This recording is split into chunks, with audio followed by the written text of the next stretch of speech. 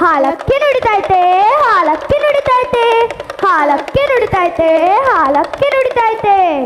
ಆಹಾ, ಏನು ಇಂಪಾಗಿ ಹಾಡಿದ್ದಾರೆ. ಮತ್ತೆ ಈಗ ನೀವು ಕದಂಬರ ಬಗ್ಗೆ ಹೇಳ್ತೀರಾ? ಹಾಲಕ್ಕೆ ನುಡಿತೈತೆ ಹಾಲಕ್ಕೆ ನುಡಿತೈತೆ. ನಾ ಹೇಳೋದನ್ನು ನೀ ಕೇಳ್ಕಂಡ. ನಮ್ಮ ಕದಂಬರ ಲಾಂಛನ ಗಂಡ ಬೇರುಂಡ. ಇವರ ನಂತರ ನಮ್ಮ ವಿಜಯನಗರದ ಅರಸರು ಈ ಚಿಹ್ನೆಯನ್ನು ತೆಗೆದುಕೊಂಡರು. ಶುಭವಾಗುತ್ತೈತೆ ಶುಭವಾಗುತ್ತೈತೆ. ಹೌದು, ಇದೆಲ್ಲ ನಿಮಗೆ ಹೇಗೆ ಗೊತ್ತಾಯಿತು? ಅದು ಸ್ವಲ್ಪ ಹೇಳಿ ನಮಗೆ. ಹೇಳ್ತೇನೆ.